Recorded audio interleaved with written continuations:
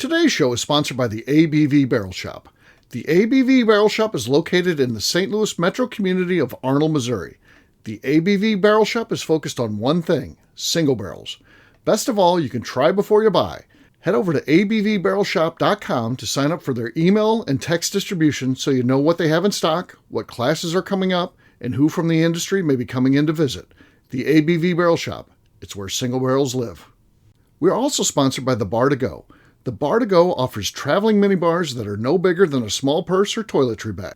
Best of all, they are fully customizable so you can create the perfect piece that is unique for you. If you own your own business, what a fun and unique way to promote what you do. Check them out online at thebar2go.com. That is the number 2 in the Bar to Go. If you have wholesale questions, call my friend Isabel Clark at 504-481-1297. Finally, we are sponsored by the Neely Family Distillery. NFD is a family-owned business that keeps ringing up awards in the spirits world. Head to Sparta, Kentucky to experience the family history, award-winning spirits, and meet the Neely family. Check them out online at neelyfamilydistillery.com. Now, on to the show. Hey, Colonel Steve here, and myself, as well as the rest of the team from the Bourbon Daily, are on vacation this week. We'll be on vacation through Sunday and bringing you the best of the Bourbon Daily here. We've got a fun one for you. This is the first time we use the term mailing it in. So we had done shows that I guess were kind of mailing it in, if you will, before that. But the first time we ever said we are officially mailing it in was this show back from 2019. Now, I took this from my corporate job. And because the idea was we'll do this before holidays and stuff like that, we'll literally mail it in. Because in the corporate world, that's what you do, right? If you're working the last day before a vacation, or you're working the last day before a major holiday, that's the, Friday of Memorial Day weekend or something like that, you're going to mail it in. You're not doing your job at 100% capacity like you normally are. If you were like me, I was always at a 60% capacity anyway, and then you divide that in about a quarter for a mailing it in day, and you really aren't doing much besides walking around and talking to people and maybe shuffling papers on your desk so you look busy. So this is the idea, the concept, where I came up with it, and it started a tradition that is definitely ingrained in the Bourbon Daily now, the mailing it in shows. Let's drink!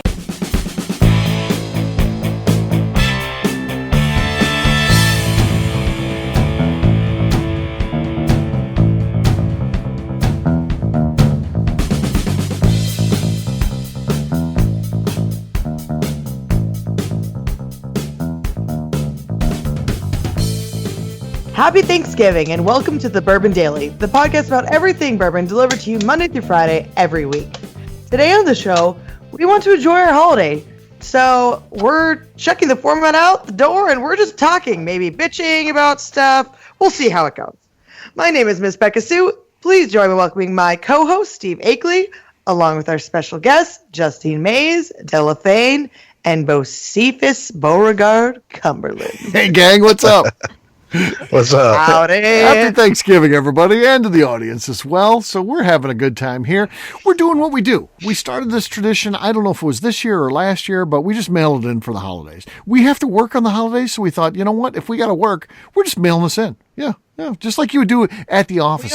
If you've got one of those companies where you're like, well, you still got to come in. We know it's a holiday. You still got to come in. You know you're not working as hard as you normally do. You're just kind of like, screw this. That's what we're doing. Yeah, we're not working hard on this show. What is randomness? Yeah.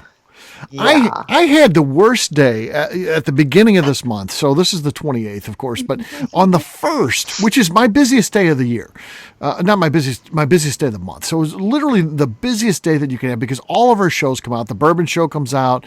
Bourbon Daily, of course, comes out. Bourbon Zeppelin comes out, not only in electronic format, but as well as a show comes out.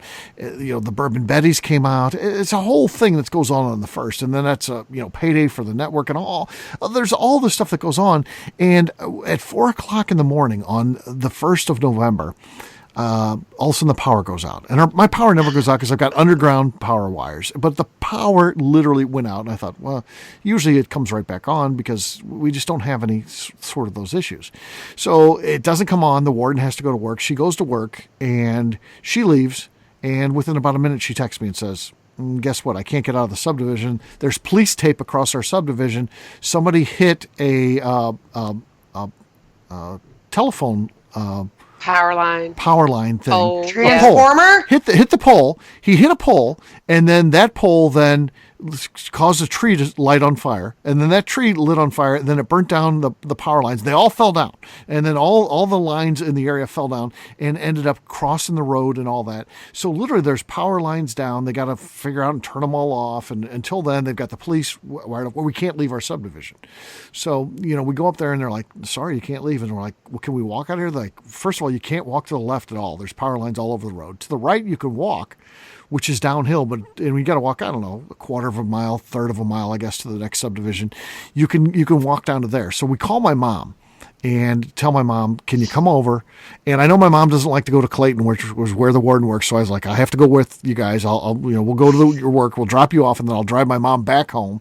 My mom's like, well, I got to get an oil change. I'm like, oh, well, okay, then we'll get an oil change, and then we'll come back here.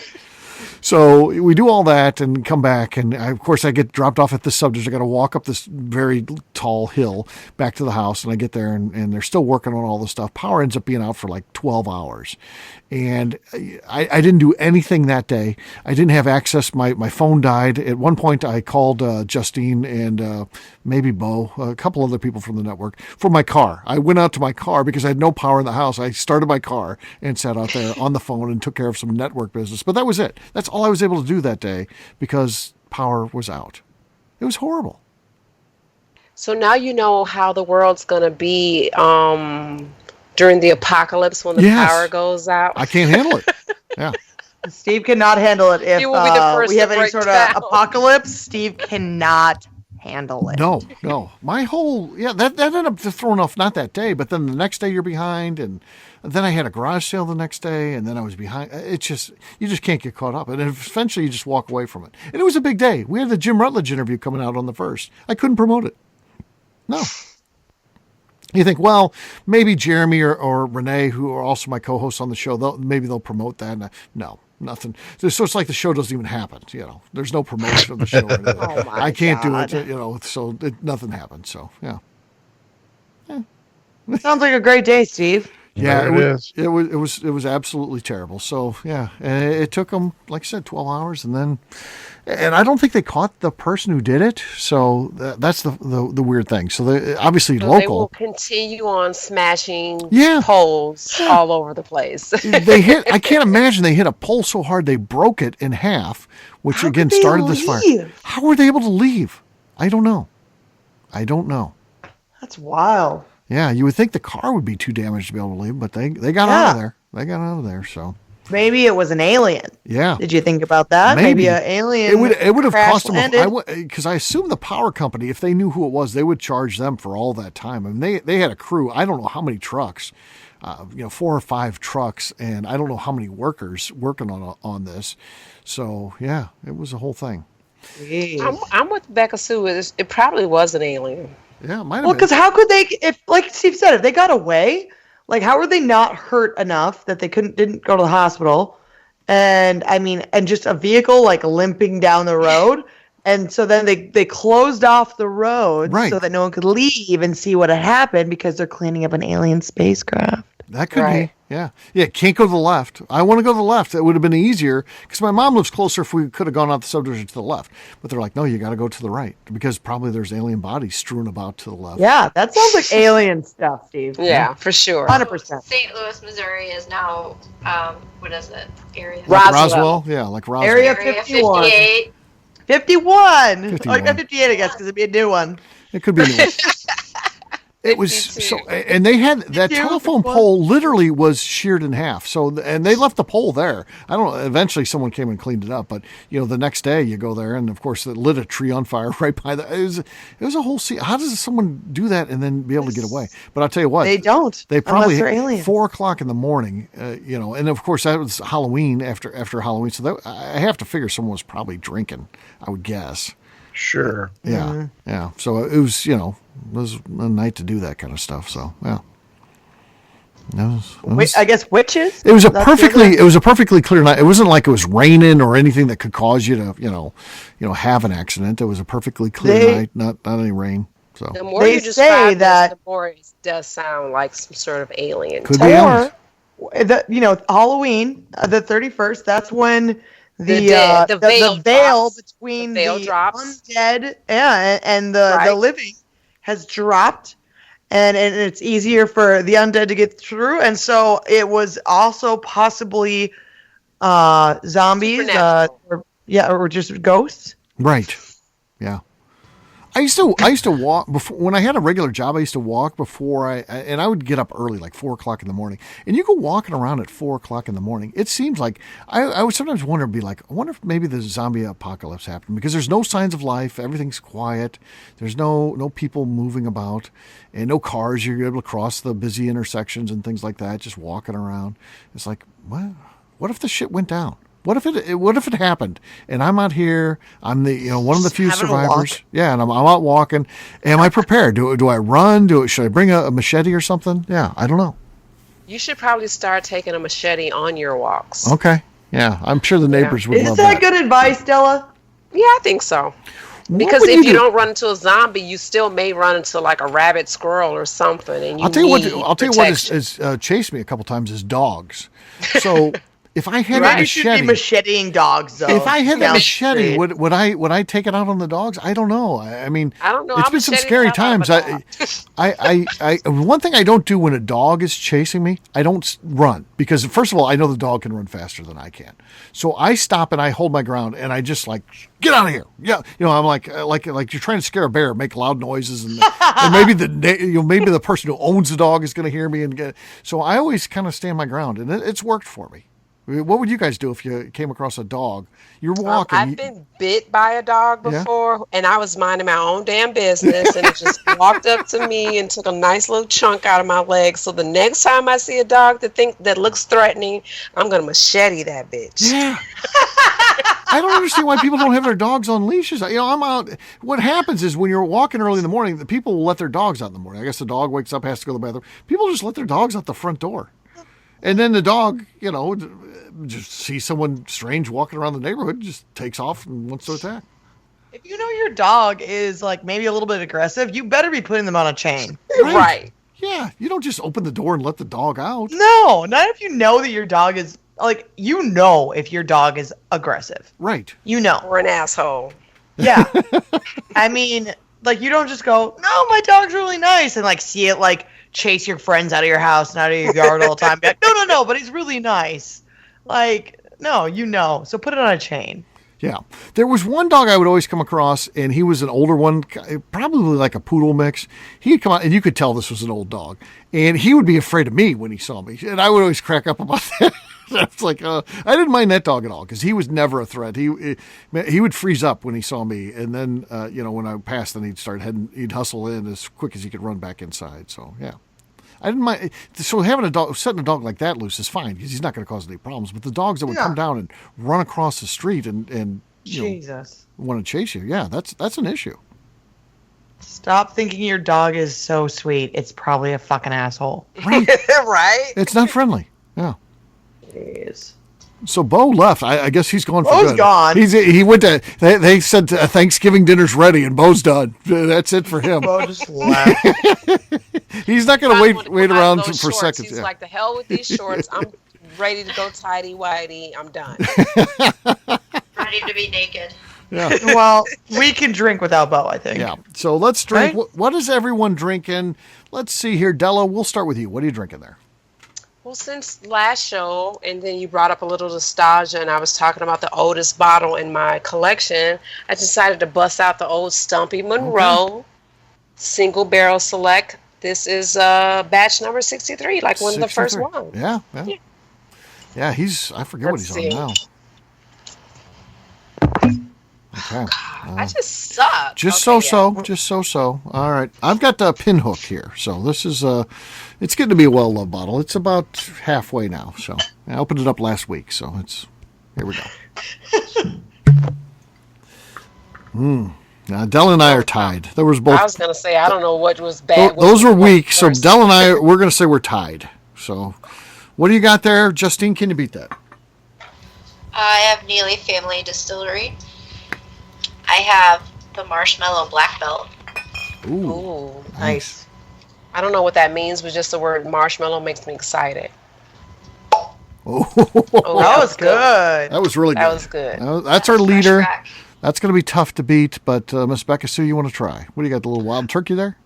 Well, I thought I'd stick with the fact that it's Turkey Day, right? True. Right? Oh, yeah, I didn't even think of that. Oh, Come my on, guys. God. I want to Think ahead. rewind my life now and go back.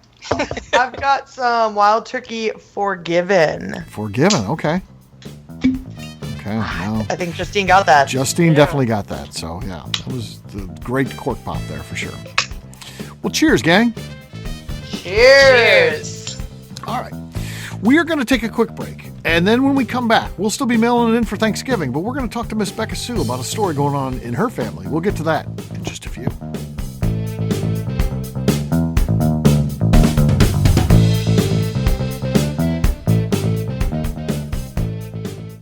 Okay, let's talk about the people that make these shows happen. First up is the Stave and Thief Society. Via their in-person class at Moonshine University in Louisville, Kentucky, the Stave and Thief Society is the place where you, a bourbon enthusiast, can expand your knowledge and emerge an executive bourbon steward. In 2017, I completed my executive bourbon steward certification. It's the most comprehensive bourbon certification available and connects you with an expansive network of bourbon enthusiasts and professionals.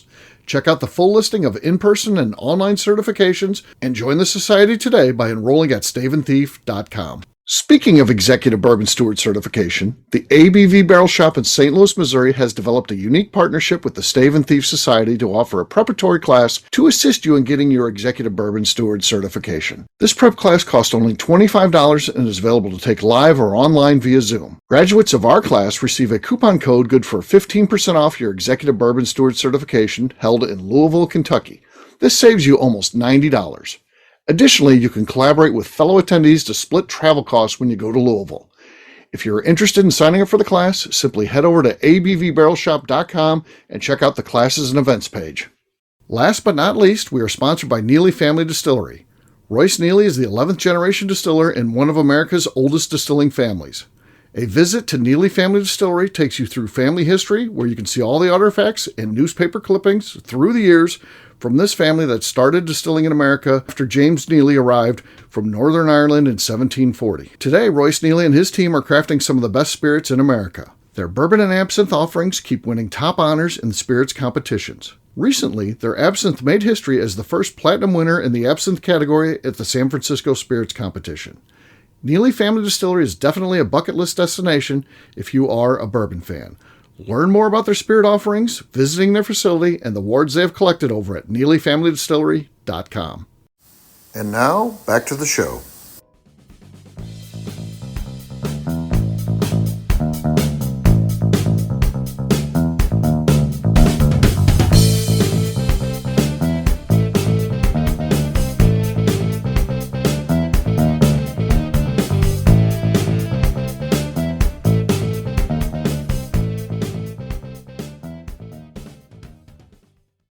Hello, this is Jeff from Iowa, and you're listening to the Bourbon Daily with Steve and Miss Becca Sue. Welcome back to the Bourbon Daily. Happy Thanksgiving, and today we're mailing it in. Yes, we are. It's a tradition of the ABV network to not work too hard on holidays, and this is no exception. We are taking it easy. We'll be back with our regular great programming you expect tomorrow, but for right now, we want to just enjoy our time on the holidays too, so we're just hanging out. So just talking, telling stories. No format here today, but Miss Becca Sue, there was a story that you had, and you started to tell it before, and you thought, you know what, this would be better on the show when we just mail it in. So what was it? So I may have mentioned this on a previous show before, where my parents have issues with people climbing on top of their building. Yeah. Have I mentioned that before, Steve? Do you remember? Yep. So again, people are climbing on top of my parents' building. So on the roof. So they own this building downtown Minot, and there's a fire escape on the back. It's like actual stairs up, and it says all over the place. It says no trespassing, private property everywhere. And my dad actually made an outside ladder with a cage over it that has a lock on it, so people can't climb up on top of the roof. And so they've been working very hard on not letting people get on top of the roof. Yeah. Is it lost on them, though, having a daughter like you that just breaks all kinds of rules? That would do that? Right. You probably don't do it since it's your parents because you know there'd be some additional problems. But, you'd be the type that would be climbing on top of that roof if you had no family connection to this. Yeah, in my younger years, for sure. Mm-hmm. Yeah. Okay. So I get it. But it is posted all over the place. It says no trespassing. And like I said, they put this. My dad had this whole big cage made that has a lock on it, so you can't even access the ladder to get on top of the roof. But again, people find a way. They'd say people always find a way. And just a couple days ago, my mom woke up because she heard people climbing up the ladder again. And my dad was apparently, I don't know if he was in the bathroom or if he's in the laundry room changing clothes. I think he said he's in the laundry room. But my mom goes, Ted, call the police! Call the police! And she's screaming. And so my dad doesn't know what's going on. And he's naked. Naked Ted. And so poor naked Ted is like, what the hell's going on? And so he's trying to find some clothes to put on. My mom's screaming. I'm going, naked Ted, Ted. Call the police. Call the fucking cops. And he doesn't know what's happening yet. And so my mom runs out there and she just starts screaming at these guys. And she goes, really, at that point, was I contained? No, I was just a crazy person yelling at people. And she goes, I'd say these guys were probably in their 20s, maybe later 20s. And so they really don't have any business crawling stuff. I expect it out of younger people, but you're in your late 20s. I do bullshit, but I don't do that stuff anymore. If I'm not doing that stuff, maybe you shouldn't either. And so she is just yelling. And she said she put the fear of God in these boys. And they're climbing down, and one of them's in a suit. One is in a straight-up suit, and he's going, ma'am, I'm very, very sorry. I'm very sorry. And they're trying to, the one's trying to apologize. Another one's yelling, Ethan, get down, get down. And she goes, Ethan, you've been in my store. I recognize you. You've been in my store, and you thought you should climb on top of my fucking roof. She said she was just yelling a lot of profanity, which my mom does not do, nor does my dad. Yeah. No, they don't swear often at all. But when people are climbing on the roof, it's just, they lose their minds, which they should. It's if someone got hurt, they're immediately just going to sue my parents when it already says, don't be climbing on this stuff. Right. That's how the world is. Yeah. It's then their fault they fell off there. Or whatever. Yeah. And so she loses her mind about it all the time. My dad loses his mind about it all the time. And I just laugh because my brother, we're sitting there at supper talking about it. And I'm like, you realize that this is probably becoming a thing now to like younger guys that live around here. They heard about these crazy people that live downtown. One's naked. And one of them's going to come out with a gun, or one's going to be naked and running out, scaring you away. See if you can get to the front of the building before one of these crazy people runs out and chases you off. I have so many questions. Right. Go on. Okay. My first question is the appeal of the rooftop because there's this phenomenal view once you get up there, and that's why everybody wants to get up there?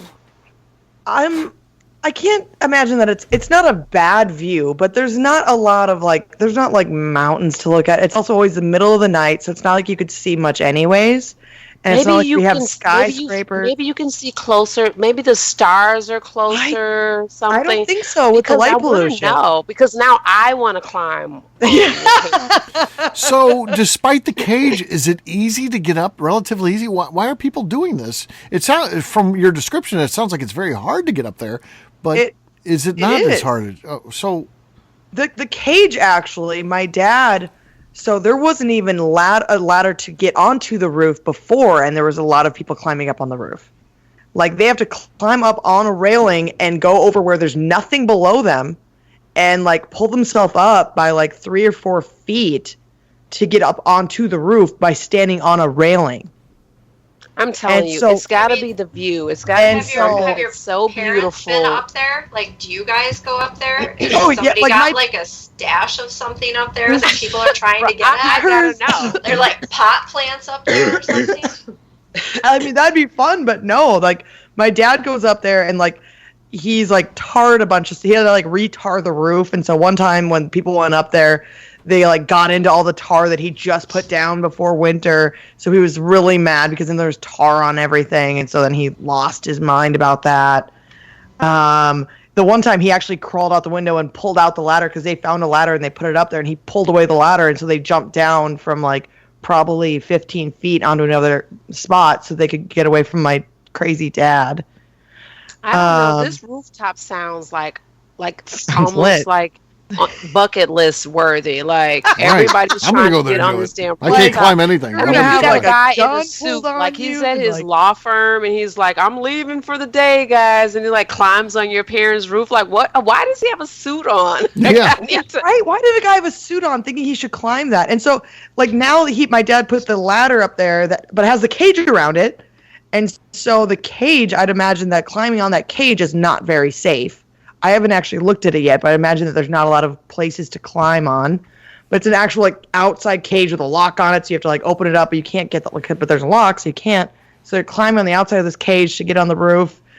I mean, the one time my dad, people weren't climbing on the roof, but the police thought that they should go up our balcony to get to another building right next to us, which for one is very stupid, and these cops got in trouble for it. But they were standing on the balcony, and my dad thought it was again some people trying to climb on the roof. And he in his tidy whities, according to him, he saw that a person had their back up to the window with a flashlight, like facing outwards. And so he went up to the window and he banged on the window a bunch of and broke the window actually, but because you can't see through it because it's all smoked, so you can't see through because it's their bedroom window.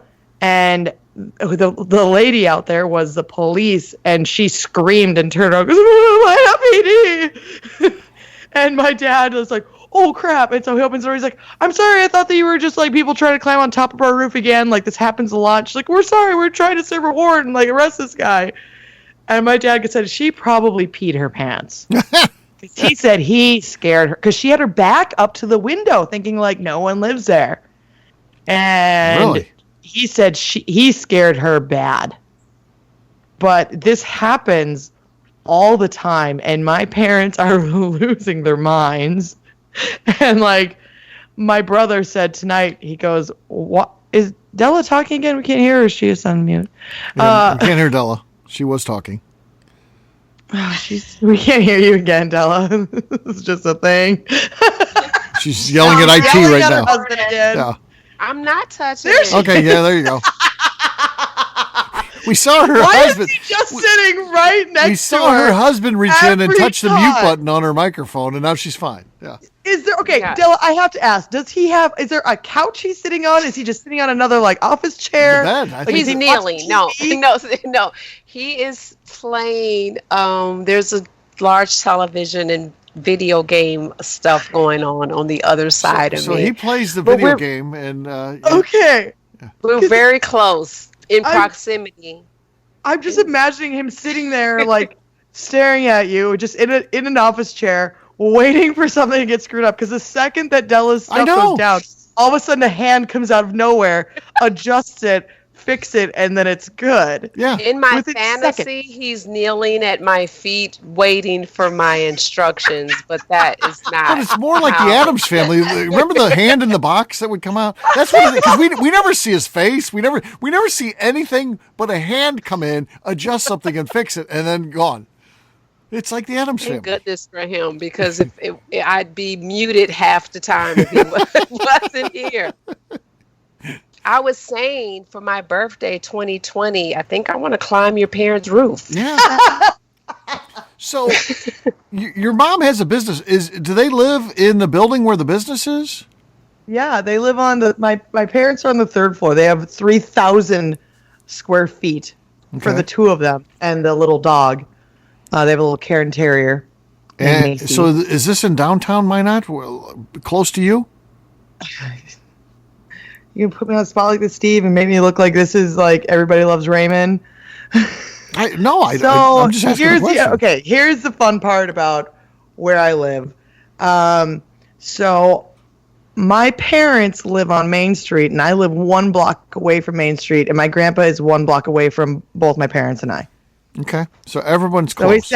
we sound very Italian because like we're so close, but it wasn't intentional. Like my grandpa living by my parents makes sense because he's 97. He's 97, and so you got to keep an eye on he him. walks to my parents' place. So my mom's store and my dad's office and my mom's in their house is all in the same building.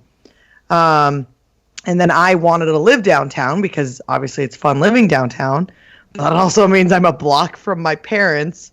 I intentionally didn't pick another building because the windows faced where their bedroom window is.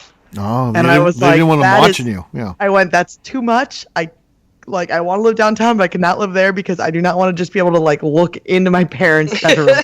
And I don't want them to be able to look into my bedroom every night. And so I went with another building. Yeah. So is the Main Street Not is bound. Minot only like 2 blocks long? No, Minot's. We've got like 50,000 people that live here, so the downtown's bigger than just 2 blocks. Okay. There's definitely other places I could live, but where I live right now, I can walk to numerous different bars. Tell us about this building. So your mom's business is in there. It's like an art studio type of thing, right? Yeah, she owns a art glass business that she started. That's in there. Yep, 17 years ago, I think. So she had the main floor, and she's got a coffee shop in there. A coffee shop, too. Oh, cool. Yep, and then she does commission work for stained glass. So she does, like, all the stained glass. Really? And, that's cool. And, like, churches and anybody who needs houses. stained glass. So, yeah, she can do it. Yeah, she does. And our family back in Germany actually does that stuff, too. So that's kind of a cool, weird thing. That is cool. And then Dad has an office there, too. He runs his business out of that building as well. Yeah, my mom has the first floor in the basement. In the basement, they do paint your own ceramics, and she teaches classes down there also. Yeah. And then on the second floor is our quote-unquote attic. Yep. So that's where all our junk is at. And also my dad has his office there. He owns 2 newspapers, and he works for a 3rd newspaper. And really? So he does that from the second floor. I didn't know Ted was a newspaper man. So, yeah. Yeah, my dad is a salesman and he's an ad guy. Okay. He's so could you live on the second floor if you're like, you know what, I'd rather just live with you guys? Would they care? I did during the flood. Okay. In 2011, my brother and I both lived on the second floor, but there's no bathroom on the second floor. There's no anything. It's just like office space. Right. And so, like, I had to go shower like across town for like 6 months. Every 3 or 4 weeks, you've got to go shower. Yeah, every 3 or 4 weeks, I needed to take a shower. I was driving across town to do that. Okay. But I wouldn't want to live there. And also, like I said, there's no bathroom. Third floor is just the parents' house. Yeah, and at this point, it's their place, and my dad's going to move the ladies that work for him. He's going to put their office space in that area also now, so that they're right there, so he doesn't have to rent any office space because it doesn't make sense. Right. And then they're on the 3rd floor in their huge downtown loft with their, like, 13-foot ceilings. And, they've got, like, a library. They've got 3 bathrooms. They've got 3 bedrooms, a huge, big, huge clawfoot tubs that were restored, that my dad restored from when it used to be an apartment building. That's cool. So it's really fucking like cool. The life. It's a really amazing. It's amazing. My dad did all the work. He took out 50,000 pounds worth of rubble when he redid that space because he redid almost all of it, and so he was doing work. That's cool. Wow. Did he have you helping and stuff? Because Ted is notorious for getting other people to help him too. He's like, that's funny because we just talked about how it's like if you come and hang out, like Ted's making you do work. Right. Ted likes to get you involved, and then when you go over there, he's like, get to work. Yeah. Oh, hey, I actually need you to get this done, and it's like, wait, what? I'm not here to do. I was here for supper, and it's like, we need to get this done too. Here, grab a beer, and come on here. I got something I need you to do. I love that. I like that concept. Oh yeah, the way to make people work for you is to just tell them that they're doing it, not actually ask them. Right. But then give them a little alcohol. Yeah. Yeah, if you go, here's a beer, and now we're going to go do this, and they go, what do you mean we're going to go do this? And it's like, oh, well, we have to get this done, so let's go. And like when you don't actually give someone an option to do something, you don't go, "Hey, will you help me?" Right. Yeah, And of you course, just because if you say, will you, they'll say no. But if you say, grab that, they're going to grab it. Right. Yeah. And they're going to It start takes a working. real asshole to not. Yeah. Ted knows how to Yeah. get things done. There's no doubt. Yeah. Yeah. He's recruited a lot of help over the years. Yeah. As have I. So where does Eddie Bolton live? So brother lives where? Because you talked about the rest of the family. The family unit is all within, a block of each other. What about Within a block? Eddie lives in Williston, North Dakota, which is 2 hours from Minot. Boy. And then he is not home every weekend, but he's home a lot of weekends. Where does he and stay when he's sleeps home? On my fucking couch. Oh, he couch surfs. Yeah. Yeah. Well, before I had an extra bedroom, but now that Ashley lives with me, he doesn't have that bedroom anymore. So now he just has to sleep on the couch. Yeah. Yeah. Unless Ashley passes out on the couch, then he'll steal her bedroom. Right. Or someone with a pint of ice Sounds cream fair. passes out on the couch. Yeah, or a pint. Yeah. That was a classic moment, yes. Pint That of wasn't ice cream. Eddie, though. That was another No, friend. Yeah, that was another friend. He had the pint of Amazing. ice cream, passed out. All over his feet. on Just melts all over the couch. Jesus Christ. I'm going to have ants. It's like the time when Justine got ants Yeah. after she dropped that rum. Yeah. Oh, my It God. wasn't we rum, had it was ants. gin, and I didn't have ants. Yeah. She texted me the next week after doing it. She spilt this everywhere. And she's like, shit, I got ants now. I'm like, oh, I won't say anything on the shows.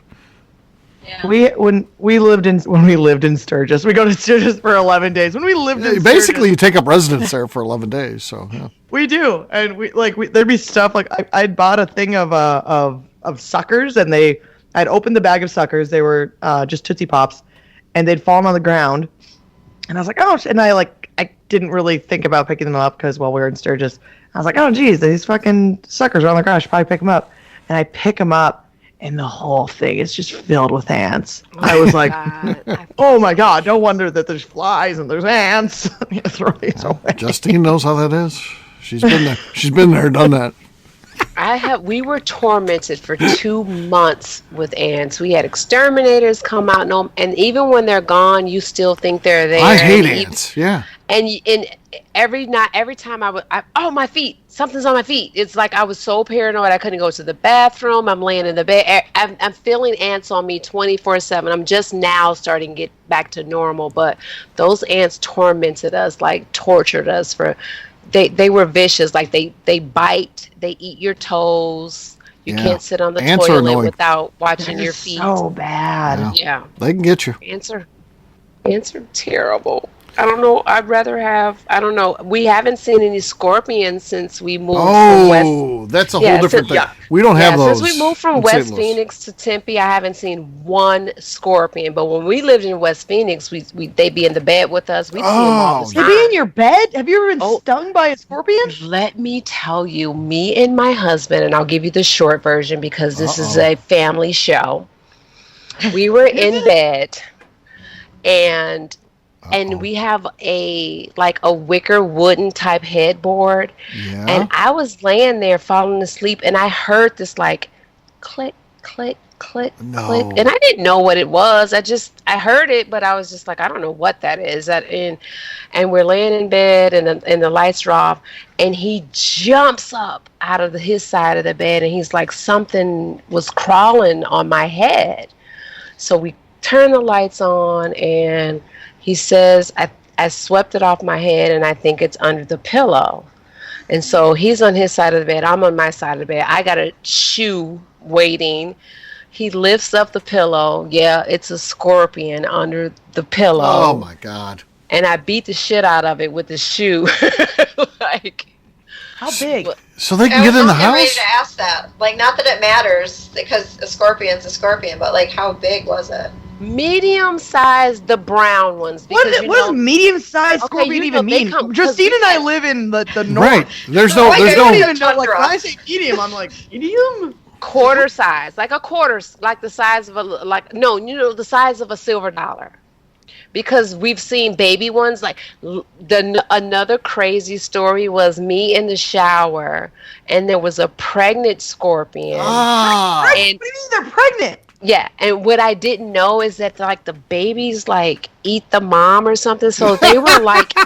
So So the pregnant mom is on the shower curtain, and I try to smash it with both of my hands, like, like smash it with two hands, and the babies are like breaking free from the mama, and their little baby scorpions all like, they're scattering everywhere because I've just killed the mom, and the baby scorpions are all over the place. Even a day or 2 days later, I still found like a baby. Like, look, there's still a little straggler left, like a little baby left. Like, how small is the baby? The babies are like maybe bigger than the giant black ants. Like the bigger ants. Like the babies are like pretty the tiny. ants. Yeah, like those. Like Have those. you ever gotten stung by one of these? But those are that's the thing. The mama scorpion has tons of them. They're not like 5 or 6. They're underneath her body. There could be 20 of them. Just nesting under her body. I don't like scorpions. I'm in the shower. I don't even know scorpions, but I don't like them. No. Yeah, you don't want to like them. I don't think I've ever been stung. Did your husband ever get stung? I don't know, because the mosquitoes here are very vicious and voracious, so sometimes you don't know if a sting Can is you ask him if he's mosquito. been stung, since I know he's 3 feet from you? Can you call the Can you help just desk ask and him real quick if he's been stung? I'm very curious. I'm saying you don't know the difference, because a mosquito bite could possibly have been a scorpion sting. But, I mean, and you can't die from a scorpion sting. You can die from a black widow sting, which we also have here. No.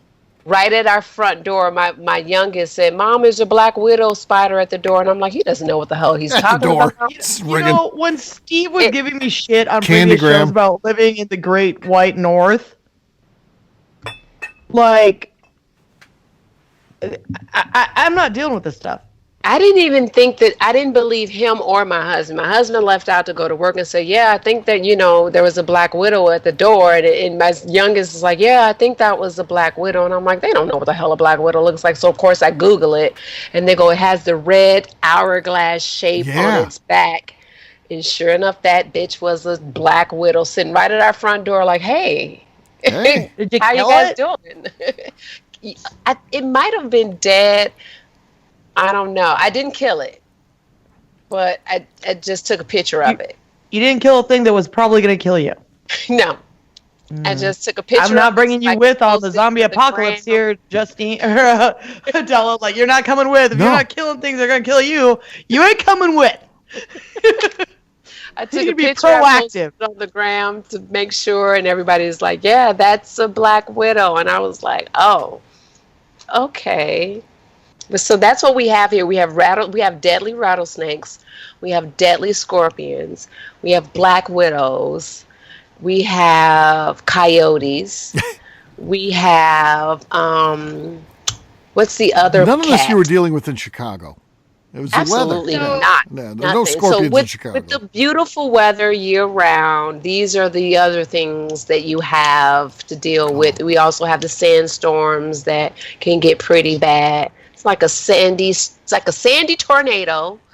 So what else? So Miss Becca, you would like this. I was in Arizona. I actually met Della when I was in Arizona. Yes. And it dropped down to like 60 one day, and people were out in parkas and boots. Oh my God! They can't wait to pull. Me and Steve laughed so hard. They can't wait to pull those Uggs out. I tell you, it was so crazy. Why do they even own Uggs? I was in a shorts and a short sleeve shirt. I'm walking around, and these people are in parkas. I'm not kidding you.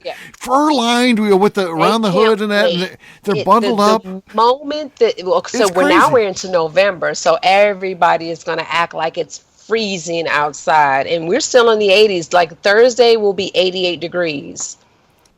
But it doesn't matter, because it's time to bust out those pumpkin lattes and those Uggs and those damn Victoria's Secret. What is the brand? Those hoodies and the Juicy? Pink? No, not Juicy. I can't think of the friggin' name because I'm too old. But the Victoria's Secret jogging suits with the hoodies Pink? and the Uggs. Is it pink? Pink. Thank you. So Steve, why do you know that? Yeah, I was just going to say. So it says it right on the ass. Yeah. So, but literally, it's so crazy because the temperature is not the temperature where you need to wear a parka, but they like to wear that stuff. So they literally want to feel like they're with the rest of the United States. They want to feel like, oh, it's cold here, but it's not, and it's not gonna be for like it's hot right now. And it's going to be hot for the rest of this week. We're going to be in, like I said, 88, 82, 83. We won't really get cold until January. And we'll start really, So if you move to Arizona, you still got to wear that stuff because, it's a thing. Unless you're in, Flagstaff. Now, they get snow. Yeah, they get snow in Flagstaff, They ski in Flagstaff. They yeah. get snow in Flagstaff. And if you miss the snow, a lot of people from Chicago and the Midwest move here. I run into people every day that are like, you're standing in line and you're giving your telephone number for your loyalty points at whatever's a grocery store or whatever. And there's always going to be someone that's like, did you say 708 or 312? I'm from Chicago too. So there's a lot of Midwest implants here. And if you miss the snow, just drive up to 3 hours away, drive up to Flagstaff, and you get your ski and your snow. I will never go there. I'm going to be honest. You're past it, yeah. If I miss the snow that much, I'll just fly and go see my family. I'm not going to drive 3 hours to Flagstaff to see the snow because I'm never going to miss it that much. So yeah. All right. Well, a fun show today. We celebrate Thanksgiving and people get to know us a little bit better. So cool stuff. So we'll wrap this one up as we always do by talking about where people can find us. Justine, we'll start with you. Where can people find you? You can find me on Instagram at JA_Maze as well as at ABV Network Shop. All right. Della, how about you? You can find me on Untapped and Instagram under 6 Feet of Dynamite. All right, Miss Becca Sue. You can find me on Twitter and on Instagram at Miss Becca Sue, 1K, no C's. All right. For me, I'm an easy guy to find. I'm at Steve Akeley on Twitter, Instagram, or Facebook. I've got a website, steveakeley.com. We've also got a company website, and that's abvnetwork.com. Check that thing out because everything that we do is out there. If you like information about our club, our shop, Bourbon Zeppelin is out there. Quick Bourbon Notes, if you like that, that's out there. Past issues. And if you want to hear our old shows, they're out there as well. So check it out at abvnetwork.com. Miss Becca Sue, anything else to say before we get out of here? I'd just like to say happy Thanksgiving, and I hope everyone's enjoying their turkeys or whatever else they're eating on Thanksgiving. I'd also like to remind the audience to please give us a 5-star review that includes comments. It helps new people find the show, which is very important to us.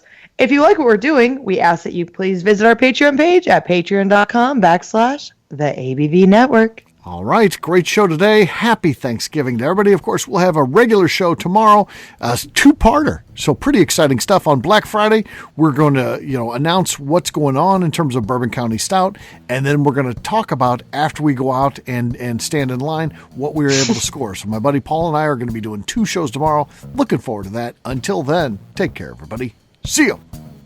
Bye. Peace.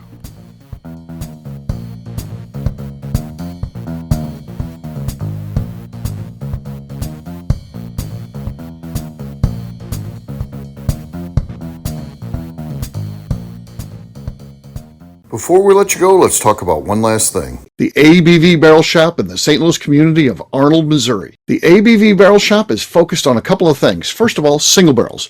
We are the place where single barrels live. We go to distilleries, taste through the whiskey, select the best barrel, and have it shipped to our store where we present it to you, our customers, by allowing you to try before you buy. We're also known for the classes that we have in our education center in the store, as well as the events we have with industry professionals from the bourbon business. If you're in the St. Louis area, please come by and visit us at 6 Fox Valley Center in Arnold, Missouri. Or at a minimum, at least sign up for our email and text distribution so you know exactly what's going on in our shop over at abvbarrelshop.com. This is Steve Akeley, owner of the ABV Network, signing off. We thank you for listening to our programming and truly appreciate your support. The Bourbon Daily is part of the ABV Network. For more information or to become a sponsor, please visit abvnetwork.com. Thanks for listening and cheers. This has been a Steve Akeley production.